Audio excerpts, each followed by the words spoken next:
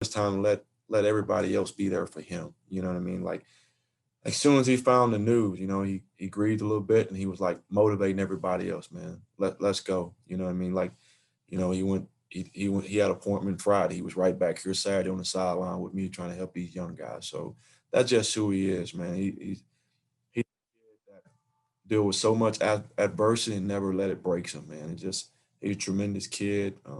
My heart breaks for him because it's more than just football. He's like a son to me, and it hurts because I can't do anything. You know what I mean? So that's kind of where I'm at with it.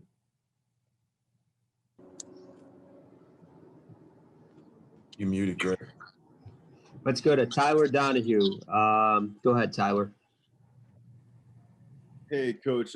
Condolences on meeting with us under these circumstances. Sorry to hear about everything yesterday night. With Journey now being an assistant coach or in some capacity in that role, how is that going? What exactly is his day-to-day process with Penn State? I'd assume he's still working toward educational aspirations. What does life look for him right now in this moment this season? Well, like you said, Tyler, the most important thing is continuing the path to get his degree because without football, you got to look to something else. I know he was motivated and driven to get to the NFL, which we all felt like he was on that path to do. Now it's time to find out what's next, and I don't want to push coaching on him. I want this to be something that he want to do. But I think the most important thing is to keep him engaged, to keep him doing stuff instead of sitting home in an apartment and they have that pity party, which is easy to do. I've done it as a coach, putting myself in his shoes. So, it's trying to find the next phase of life, what it's gonna look like. Right now, he's done a tremendous job, helping young guys who was coming in here when the mindset of probably not playing and trying to get them to understand what's the now right now. So doing a great job of monitoring, mentoring them because the cool thing for him, he finally felt like what he was to Saquon and Miles. I'm the big guy in the room. I'm the big brother that these young guys want to look up to, not just the running back room, because everybody tell you in this whole program, he affected everybody, every position. That's the type of kid he is. I mean, he's just an infection person, man. You just when he comes around, your day get brighter because how type of attitude that he put out there in front of you. So that's where we at, and we'll continue to grow this thing, Tyler. I don't know where it's going to go for him, but I'm happy he's here. He's here with us, and that's what I tell him all the time. I say, man, listen, I know it sucked that it's over right now, but I'd rather have you here for the next 40, 50 years of our life, knowing that you're alive until we figure out what's next. You know what I mean? And so I'm going to be diligent in that part of it. Is helping him grow, take that next stage. Like I told him, I'm going to be right here the whole way. I always told these guys it's bigger than football. Let's go to Rich Scarcella with the Reading Eagle. Morning, J1. Thanks for your time. Journey has endured much in his life, as you referenced, and he's always managed to somehow remain optimistic.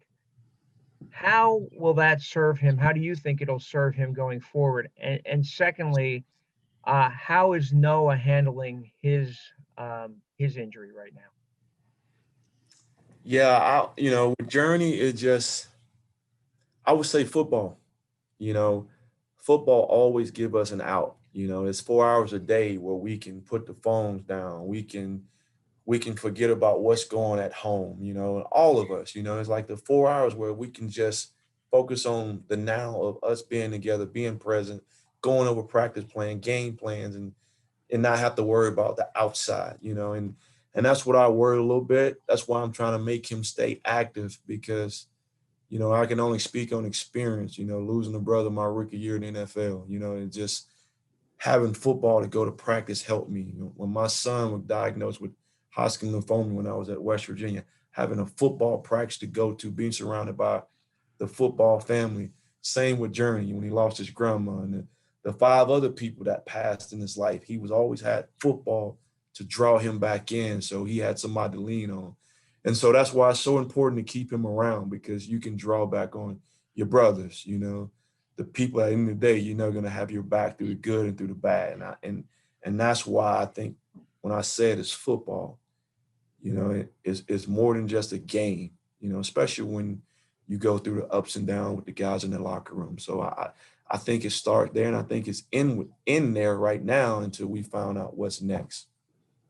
You know, and answer your question about Noah, he's positive, he's pissed, because same thing I can say how hard Journey work, I can say the same thing for him. You know, it's unfortunate what happened, because I thought he was going to have that type of season too. You know, because I'm just seeing how hard these guys work and how committed they were. You know, and some freak accident happened like that. You know, set him back, and so he was down because nobody, I don't want to speak out of turn and say who loves it more, but I don't think nobody loves football as much as this kid does. I mean, this is his world. You know, he lives and dies and breathes football. So it was devastating for him.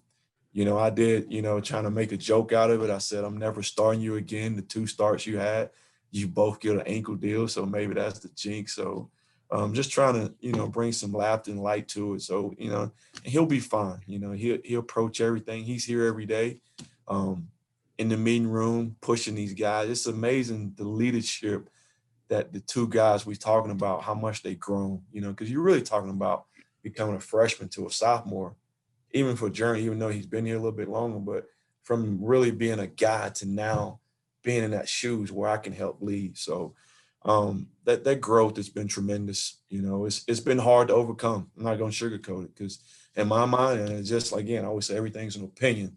I think they 2 NFL backs. You know, how you lose 2 NFL backs you know, 4 games into the season.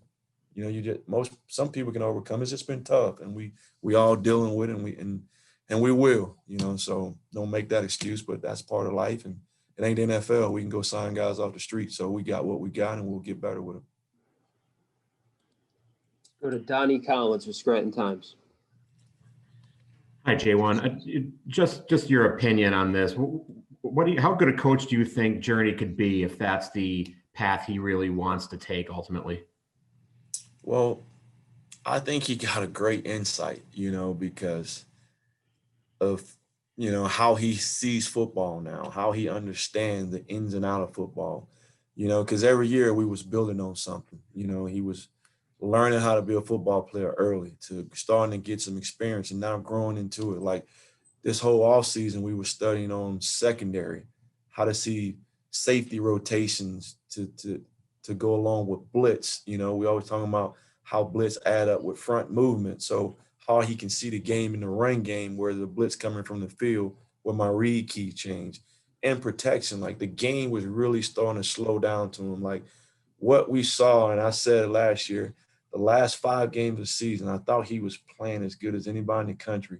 The bowl game was no fluke. Like he was just tapping into that ability he has. So, and I think he's going to continue to translate that now. Like the stuff he's doing, you know, at the end of practice with Kazai and Kevon, showing them how to put hand placement, you know, and learn how to finish with their pad load, which, you know, it's easy to say it, but that comes with experience, you know, especially for 2 kids who probably approach coming into the season with, there's no way I'm going to play unless it's a blowout or some freak incident happening with 3 guys we had in front of them. So now the approach got to be different, where, you know, they missed, like I use Kazai for example, that kid missed spring practice. He got here early, didn't get a chance to practice. So, you know, and all the playing, not playing. So their growth was behind a little bit.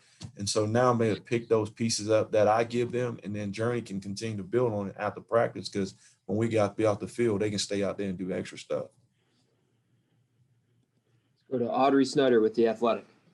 Hey, J1, thanks for your time. You mentioned a couple minutes ago about how Journey and you guys can't have a pity party, but I mean, given all that's happened this year, for you to try and lead this group, like, do you take a moment where you're just like, all right, how the heck do I lead? What do I do next? Because I mean, you've never been in a spot like this at any point throughout your career. No, it's tough. I'm not going to sugarcoat it. You try to put on the best face that you can to move forward. You know, I tell the guys all the time, we talked about this as a group. I said the game of football never tell you it's sorry for anything. You know, whether injury happened or, you know, turnover here and there, whatever happened in football don't apologize to you. So like as a coach, I can't sit down and feel sorry for myself. Like I lost Journey, I lost Noah, because it's it's not fair to the young guys who are going to need that extra attention from me, and just trying to put on that strong coach face, because in the day, that's my job, and I'm not gonna lie, it's just been tough. It's tough. Sometimes you take it home, you try not to take it home, because in the day, I don't want to feel sorry for myself because of what the kids going through. So I got to be strong for them at the same time. So it's tough. I mean, you go from being probably, the best running back room in the country to potential like you playing with a bunch of young guys, and even Devin, who's prepared for this moment. I can assure you he probably didn't prepare to be the guy right out the gate. So his approach had to be different. I felt I saw a different in his approach going to Indiana, which he knew he was going to play because it was him and Noah, to the way he approached Ohio State. I mean, he was tremendous. Like the way he broke down film, the details he had on the board on how he broke down the fronts, the coverage, they blitz. Like it was like a coach. And I thought he played that way in that game. He didn't have a lot of stats, but when he had opportunity in the game to run, I mean, he played well. So I think big picture wise, all of us, it's been tough. Go to Tyler Donahue. Yeah, J1, going back to Devin, I mean, no one could have drawn up how that Indiana game was going to turn out from his perspective, his, kind of moment to shine, and that the storyline that surfaced that week. How did you help him through that? A lot of external noise, I'd imagine. And what would you say about his performance through 3 weeks and where he can go from here as the guy on top of that depth chart right now? Well, it was, I know it's the easiest thing to say. You got to play the next play. I blame myself. I'm not gonna never put a kid underneath the bus. I mean, we was in a situation. You talk through it, you work through it out the week. Um, it happened where something maybe I could have went in more in details on what should have happened, but it didn't. And like in life, you can't dwell on what happened yesterday. It's time to move forward. And he done a great job of that.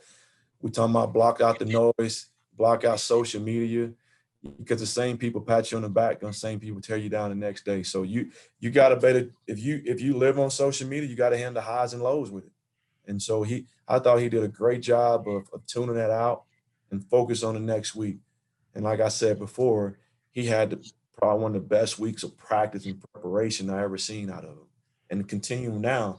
Now my job is not to let him feel like he got to carry the whole weight by himself. And that's what I'm worried a little bit, but now trying to bring these so they can take a little bit of pressure off him, because I kind of feel like he feel like I got to carry the team right now. And you really don't. All I need you to do is play your part and help us grow, because we still growing. We're figuring things out, new system, playing together in this type of environment. So it's all been challenging. I think he responded well because he's a really intelligent kid, and he cares. He really cares. Greg Pickle, Penn Left. Coach, a little bit of a different topic, but it sounds like the recruiting dead period will be extended until April. I'm just curious how you feel like you guys have done dealing with that and how you can continue to do that moving forward, both in this cycle and the next cycle. Well, it's tough. I mean, it's tough. It makes you be creative. It makes the whole recruiting department come out with different ideas, because you can't use it as an excuse because everybody's doing it. So you have to be creative in what you're doing, not get stale, not get bored. And it sucks because I'm an in-person guy. Like, I like to see guys practice. If I put my name on a kid, I seen him. I want to see the adversity that kid go through practicing the game, how he responds, because highlight tapes are highlight. You can see a lot of great highlight tapes and kid make plays, but I want to see when the game's tough or the practice tough. Do he rise to occasion or he takes a back seat? Because if a kid take a back seat, it's going to happen on the big stage when we got to play Ohio State. We got to play Michigan in front of 100-some-thousand where it's home away. So to me, I'm a big believer on you got to get in front of these kids and see them. You got to get in the school. You got to know the people that know the kid and get information from the guidance counselor, from the teachers, from the whoever, right, the decision maker. So that's been tough. That's been challenging, because especially for guys who, like us, you don't want to miss in a class because you only get so many numbers, especially this year with a small class. I think we got 8 seniors, and I'm top of my head. I know I got a lot of stuff going on, but you're gonna have a lot of numbers, so your margin of error is small. So we got to be diligent in our research and watch as much as film, as much as these kids working out, as much as stuff they can show us. So just continue to push the envelope and be creative. We're doing a lot of Zooms, as much Zooms as we can with these kids and their parents, try to get to know them, let them get to know us. And then our recruiting staff done a great job with some of the virtual tours, kind of show our facilities, show Penn State what we can offer. And you know what, and face it head on, just like we're about to face this season. We got to pick ourselves up and the card that we have dealt to us, we got to play the hand that we have and make the best of it. And we will, because we haven't lost our drive. We haven't forgot how to recruit. We haven't forgot how to coach. So we'll fix this thing. Got time for a few more questions. Mark Brennan, Fight On State. J1, you touched on it a little bit, but how have your freshmen handled everything that's kind of been thrown at them? And what is the biggest adjustment for kids like that going from high school to now this level? I think for most of them, the physicality of the game, you can't, you got to be consistent, and it start with practice, getting them to take a rep and make it game-like, because that's the area where you got to see the improvement. It start with practice, like how I finish a run. Like if when the whistle's blocked, stop, you don't stop playing. You continue to play. That's your +2 on contact when you got to get a 3rd and 1. When I'm in the goal line situation, I'm always gonna be outnumbered in the goal line. I got to win that 1-on-1. Like I can't tiptoe around. We kind of talked about that because I was in a situation a week ago, right? You got to go finish that run. So I think a lot of people don't understand, like it's more than just handing the football off. You have to teach these kids situational football they never heard about, like a 2-minute, a 4-minute, like a red zone, a low red zone, like how your mindset got to change. Picking up a block, like I can't tiptoe. I got to go meet that guy at the point of the contact. And I got to be the low man going to win. We always talking about hairline below his chin, low man win. You know what I mean? Just the football term got to become where it's second nature to. It's like shooting a free throw. You shoot it over and over and over and over again. It become muscle memory for a free throw shooter, right? Same with playing this game of football. Because right now you're not the best player on the field. So your details got to continue to take over. Whereas little things like footwork, this year has been more about details for the young guys than ever. Like I'm even talking about going back to taking a handoff. Like for the first time, I really had to coach that, So each kid is different. Some kids come from a program where they've been well coached. Some kids come from a program where they've been the best players. And you come from schools where you may have 2 or 3 coaches kind of coach everything. So continue to coach the details, continue to see the big picture. And, they super smart. They pick things up. But again, it's like I was telling Kazai the other day, it's a difference between knowing to play and knowing how to execute a play. And that's where the growth got to continue to happen for the young guys. Let's go to Nubias Wilborn, Pittsburgh Post-Gazette. Coach, and that first possession you guys had in the third quarter, there was a couple really bruising runs by Devin, particularly one where he got knocked on the sideline. When he gets up, kind of goes back and forth with the other guys. Like, what does that just say about him, his intensity? It seemed like he kind of got into it a little bit, and then it kind of faded away after that. Well, I wouldn't say it faded away. A lot to do with Maryland. They played well. I mean, the kid didn't change. I would say this, a lot of that's on us as play call. We kind of got behind and we kind of changed our mindset. We tried to strike to get back in it too fast and probably abandon the run game. So I don't want, it's not on the kid, it's on us as coaches. We probably, you know what I mean? Some game changes, you're down, you're trying to take some shots here and there. They was playing a lot of one high man coverage. We felt like, Jahan, Parker, Pat, we can win on some of those one-on-ones, got a chance to get some big plays, get us back in the game faster. So I would say his coaching had nothing to do with the way that kid played. I mean, he played for 60 minutes, hard as he can give us. Last question, Gabe Angieri. Go ahead, Gabe. Hey, Coach, thank you for your time. So how would you kind of evaluate the play of your running backs for the first 3 weeks, and what can you guys do to kind of develop a more consistent running game going forward? Does it kind of have to do with game script, or is there something you guys can do to more develop a running game? We got to play well. We got to play well. We got to coach well. It's all encompassed. The change in the scheme's been different. Not not make an excuse, but everybody had the same issue. Not being able to, we got a new OC, but it had those reps together all spring to go through that toughness, the summer workouts, you know. So we grinding through it. There's no excuse. You know, I always tell a running back this, and I believe it's my philosophy of coaching. The O-line job is to cover guys up. Our job is to make a play.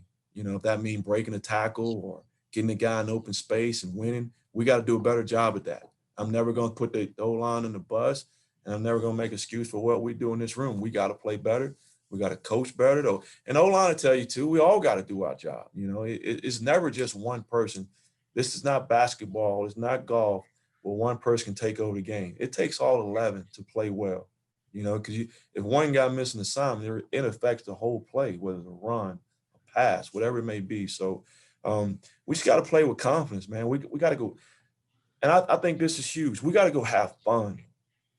It's like through this whole process, man, we forgot how to have fun. When you have fun, it breeds confidence.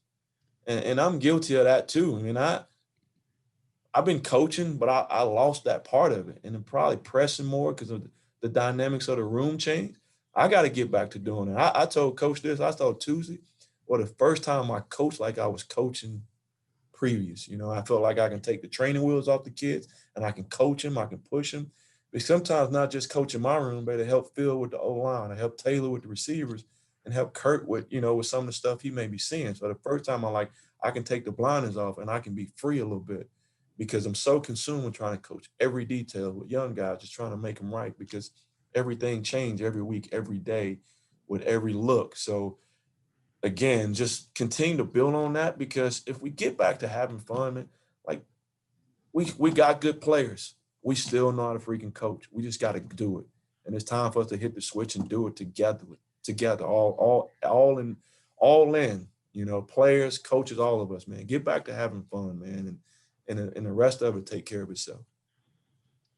Appreciate your time, Jaywan, and thanks everybody for joining us today.